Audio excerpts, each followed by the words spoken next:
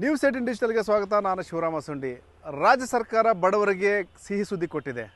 ಒಂದು ರೀತಿಯಲ್ಲಿ bumper gift ಅಂದರೂ ಸಹ ತಪ್ಪಾಗಲಿಕ್ಕಿಲ್ಲ. ಏನು ಬಡವರಿಗೆ ಒಂದು ಹೊಸ ಸೂರು ಕೊಡಲಿಕ್ಕೆ ರಾಜ್ಯ ಸರ್ಕಾರ ಮುಂದಾಗಿದೆ. ಎಷ್ಟು ಜನರಿಗೆ ಸೂರು ಸಿಗುತ್ತೆ ಮತ್ತು ಎಲ್ಲಿ ಕಾರ್ಯಕ್ರಮ ಆಗುತ್ತೆ ಇತ್ಯಾದಿಗಳು ನಾನು ಮುಂದೆ ಹೇಳ್ತಾ ಹೋಗ್ತೀನಿ. ಅದಕ್ಕೂ ಮುಂಚೆ ನ್ಯೂಸ್ 18 ಯೂಟ್ಯೂಬ್ ಚಾನಲ್ ಸಬ್ಸ್ಕ್ರೈಬ್ ಮಾಡಿಲ್ಲ ಅಂದರೆ ಕೂಡಲೇ ಸಬ್ಸ್ಕ್ರೈಬ್ ಮಾಡಿ. ಜೊತೆಗೆ ಇನ್ಸ್ಟಾಗ್ರಾಮ್ ಇರ್ಬೋದು, ಫೇಸ್ಬುಕ್ ಪೇಜ್ನ ಫಾಲೋ ಮಾಡ್ರಿ ಅಂತ ರಿಕ್ವೆಸ್ಟ್ ಮಾಡ್ತಾ ಇದ್ದೀನಿ. ಈಗೇನು ಸರ್ಕಾರದ ಒಂದು ಸಿಹಿ ಸುದ್ದಿ ಬಗ್ಗೆ ಹೇಳ್ತಾ ಇದ್ದೆ.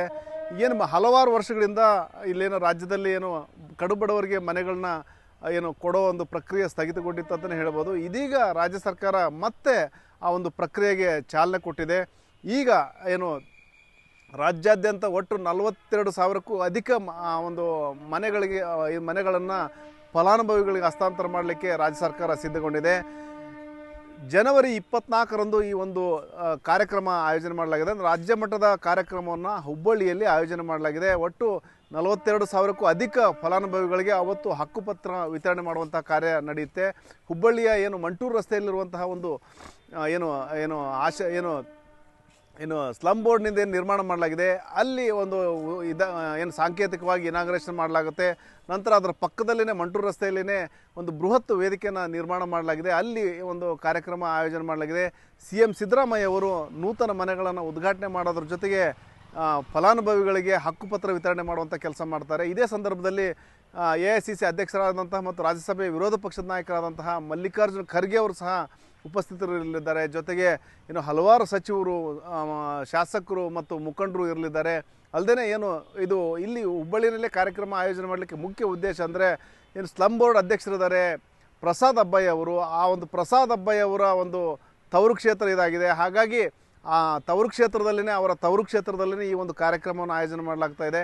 ಮತ್ತು ಏನು ಅದೇ ಸಂದರ್ಭದಲ್ಲಿ ಏಕಕಾಲಕ್ಕೆ ಅಂದರೆ ಇಡೀ ರಾಜ್ಯಾದ್ಯಂತ ಒಟ್ಟು 42,000ಕ್ಕೂ ಅಧಿಕ ಮನೆಗಳನ್ನು, ಅದು ಸ್ಲಮ್ ಬೋರ್ಡ್ನಿಂದ ನಿರ್ಮಾಣ ಮಾಡಿರುವಂತಹ ಮನೆಗಳನ್ನ ಹಸ್ತಾಂತರ ಮಾಡಲಾಗ್ತಾಯಿದೆ. ಹಾಗಾಗಿ ಇಲ್ಲಿ ರಾಜ್ಯ ಮಟ್ಟದ ಕಾರ್ಯಕ್ರಮ ಹುಬ್ಬಳ್ಳಿಯಲ್ಲಾದರೆ ಏನು ರಾಜ್ಯಾದ್ಯಂತ ಬೇರೆ ಬೇರೆ ಜಿಲ್ಲೆಗಳಲ್ಲೂ ಸಹ ಇದೇ ಒಂದು ಕಾರ್ಯಕ್ರಮವನ್ನು ಆಯೋಜನೆ ಮಾಡಲಾಗಿದೆ. ಅಂದರೆ ಅಲ್ಲಿ ಸಾಂಕೇತಿಕವಾಗಿ ಒಂದು ಫಲಾನುಭವಿಗಳಿಗೆ ಹಕ್ಕುಪತ್ರ ವಿತರಣೆ ಮಾಡುವಂತಹ ಕೆಲಸ ಆಗುತ್ತೆ. ಇಲ್ಲಿ ಸುಮಾರು ಒಂದು 8 ಲಕ್ಷ, ಪ್ರತಿ ಮನೆಗೆ 8 ಲಕ್ಷ ಅಂದರೆ ಇಲ್ಲಿ ಕೇಂದ್ರ ಸರ್ಕಾರದ ಒಂದು ನೆರವು ಮತ್ತು ರಾಜ್ಯ ಸರ್ಕಾರದ ನೆರವು ಮತ್ತು ಫಲಾನುಭವಿಗಳು 1 ಲಕ್ಷ ಮಾತ್ರ ಕಟ್ಟಬೇಕು. ಈ ರೀತಿ ಅಂದರೆ ಕೇಂದ್ರ ಮತ್ತು ರಾಜ್ಯ ಸರ್ಕಾರದ ಸಹಯೋಗದ ಜೊತೆಗೆ ಫಲಾನುಭವಿಗಳು 1 ಲಕ್ಷ ಕಟ್ಟೋದ್ರ ಮೂಲಕ ಈ ಒಂದು ಮನೆಗಳು ಅಂದರೆ ಆಶ್ರಯ ಮನೆಗಳನ್ನ ಒಂದು ನಿರ್ಮಾಣ ಮಾಡಲಾಗಿದೆ. ಆ ಮನೆಗಳ ಹಸ್ತಾಂತರ ಕಾರ್ಯಕ್ರಮ ಈಗ ಕೆಲವೇ 2 ದಿನಗಳಲ್ಲಿ ನಡೆಯುತ್ತೆ.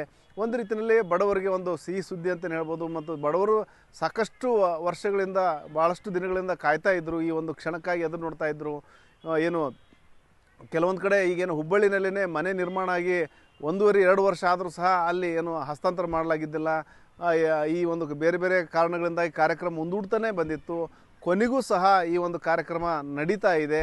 ಮತ್ತು ಆ ಒಂದು ತಮಗಂತೇಳಿ ನಿಗದಿಯಾದಂತಹ ಮನೆ ಸಿಗ್ತಾ ಇದೆ ಅನ್ನೋ ಒಂದು ಖುಷಿ ಬಡವರದ್ದಾಗಿದೆ. ಮತ್ತು ಹುಬ್ಬಳ್ಳಿ ಒಂದೇ ಅಲ್ಲ, ಬೇರೆ ಬೇರೆ ರಾಜ್ಯದ ಮೂಲೆಗಳಲ್ಲೂ ಸಹ ಬಡವರಿಗೆ ಈ ಒಂದು ಮನೆಗಳನ್ನ ಹಸ್ತಾಂತರ ಮಾಡುವಂತಹ ಕೆಲಸ ನಡೀತಾ ಇದೆ. ಈಗ ರಾಜ್ಯ ಸರ್ಕಾರ ಮತ್ತು ಕೇಂದ್ರ ಸರ್ಕಾರದ ಜೊತೆಗೆ ಫಲಾನುಭವಿಗಳು ಸಹ ಮೊದಲು ಫಲಾನುಭವಿಗಳಿಗೆ 7 ಲಕ್ಷದಷ್ಟು ಹಣ ತುಂಬಬೇಕನ್ನೋ ಒಂದು ಇದು ಅನಿವಾರ್ಯತೆ ಇತ್ತು. ಆದರೆ ರಾಜ್ಯ ಸರ್ಕಾರ ಸುಮಾರು 700 ಕೋಟಿಯಷ್ಟು 7,000 ಕೋಟಿಯಷ್ಟು ಅನುದಾನವನ್ನು ಅದಕ್ಕೆ ನೆರವು ನೀಡೋದ್ರ ಮೂಲಕ ಮನೆಗಳನ್ನ ಪೂರ್ಣಗೊಳಿಸುವಂತಹ ಕೆಲಸ ಮಾಡಿದೆ. ಹಾಗಾಗಿ 1 ಲಕ್ಷ ಮಾತ್ರ ಫಲಾನುಭವಿಗಳು ಈ ಒಂದು ಹಣ ಕಟ್ಟಬೇಕಾಗಿದೆ. ಹಾಗಾಗಿ ಅದಕ್ಕೂ ಸಹ ಬ್ಯಾಂಕ್ ಲೋನಿನ ವ್ಯವಸ್ಥೆ ಮಾಡುವಂಥ ಕೆಲಸವನ್ನು ರಾಜ್ಯ ಸರ್ಕಾರ ಮಾಡಿದೆ. ಹೀಗಾಗಿ ಈ ಒಂದು ಹುಬ್ಬಳ್ಳಿಯಲ್ಲಿ ಒಂದು ಕಾರ್ಯಕ್ರಮಕ್ಕೆ ಕ್ಷಣಗಣನೆ ಆರಂಭಗೊಂಡಿದೆ. ಮತ್ತು ರಾಜ್ಯಾದ್ಯಂತ ಏಕಕಾಲಕ್ಕೆ ಬೇರೆ ಬೇರೆ ಕಡೆಯೂ ಸಹ ಸಾಂಕೇತಿಕವಾಗಿ ಕಾರ್ಯಕ್ರಮಗಳು ನಡೀತವೆ. ಮತ್ತು ಬಡವರು ಸಹ ಕಾತುರದಿಂದ ಕಾಯ್ತಾ ಇದ್ದಾರೆ. ಈಗ ಸದ್ಯ ಬರೀ ಸ್ಲಮ್ ಬೋರ್ಡ್ನಿಂದ ನಿರ್ಮಾಣ ಮಾಡಿದಂಥ ಮನೆಗಳನ್ನ ಮಾತ್ರ ಹಸ್ತಾಂತರ ಮಾಡಲಾಗ್ತದೆ. ಮುಂದಿನ ಹಂತದಲ್ಲಿ ಬೇರೆ ಬೇರೆ ಆಶ್ರಯ ಯೋಜನೆಗಳಡಿ ಕೈಗೊಂಡಂತಹ ಮನೆಗಳನ್ನ ಸಹ ಹಸ್ತಾಂತರ ಮಾಡ್ತೀವಿ ಅಂತೇಳಿ ವಸತಿ ಸಚಿವರಾದಂಥ ಜಮೀರ್ ಅಹಮದ್ ಹೇಳಿದ್ದಾರೆ. ಅಂದರೆ 2 ಲಕ್ಷ ಜನ ಅಂತೂ ಸೇರಲೇಬೇಕಂತ ಇದ್ದೀವಿ. ನಮ್ಮ ಟಾರ್ಗೆಟ್ ಇರೋದು 3 ಲಕ್ಷ ಜನ ಸೇರಿಸ್ಬೇಕಂತ ಟಾರ್ಗೆಟ್ ಇಟ್ಕೊಂಡಿದ್ದೀವಿ. ಈಗ ಹಕ್ಕುಪತ್ರಗಳು ಕೊಡ್ತಾ ಇರೋದು ನೋಡಿ, ಬೆಂಗಳೂರು ಅರ್ಬಂದು 2,793 ಹಕ್ಕುಪತ್ರಗಳು, ರಾಮನಗರ 881, ಕೋಲಾರ 1,395, ತುಮಕೂರು 1,181, ಚಿಕ್ಕಬಳ್ಳಾಪುರ 312, ಮೈಸೂರು 200, ಶಿವಮೊಗ್ಗ 150, ಚಿತ್ರದುರ್ಗ 4065, ಬಳ್ಳಾರಿ 1000, ವಿಜಯನಗರ 1615, ಕಲಬುರಗಿ 1186, ಬೀದರ್ 350. ಹಂಗಾಗಿ ಒಟ್ಟಾಗಿ 20,345 ಮನೆಗಳು ಕೊಡ್ತಾ ಇದ್ವಿ. ಹಕ್ಕುಪತ್ರ ಇದು ಮನೆಗಳ ಜೊತೆ ಹಕ್ಕುಪತ್ರಗಳು ಭಾಳಷ್ಟು ಪೆಂಡಿಂಗ್ ಇತ್ತು. ಹಂಗಾಗಿ ಇಲ್ಲಿ ಕೌಂಟ್ರ್ ಆಗ್ತಾ ಇದ್ವಿ ನಾವು.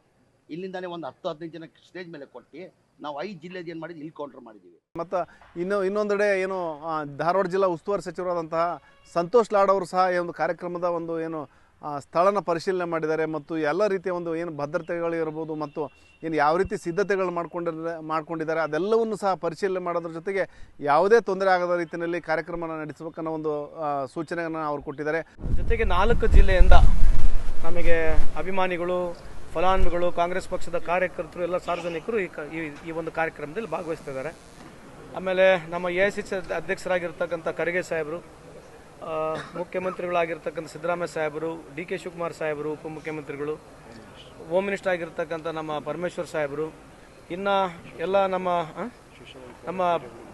ಸೋಷಿಯಲ್ ವೆಲ್ಫೇರ್ ಮಿನಿಸ್ಟರ್ ಆಗಿರ್ತಕ್ಕಂಥ ಮಾದೇವಪ್ಪ ಸಾಹೇಬರು, ಆಮೇಲೆ ಸತೀಶ್ ಜಾರಕಿಹೊಳಿ ಅವರು, ಆಮೇಲೆ ಇನ್ನು ಬಹುತೇಕ ಭಾಳಷ್ಟು ಸಚಿವರುಗಳು ಕೂಡ ಈ ಕಾರ್ಯಕ್ರಮದಲ್ಲಿ ಭಾಗವಹಿಸ್ತಿದ್ದಾರೆ. ಆಮೇಲೆ ಜಿಲ್ಲೆಯ ಎಲ್ಲ ಶಾಸಕರು, ಪಕ್ಷಾತೀತವಾಗಿ ಎಲ್ಲ ಶಾಸಕರು ಕೂಡ ಈ ಕಾರ್ಯಕ್ರಮದಲ್ಲಿ ಭಾಗವಹಿಸ್ತಿದ್ದಾರೆ.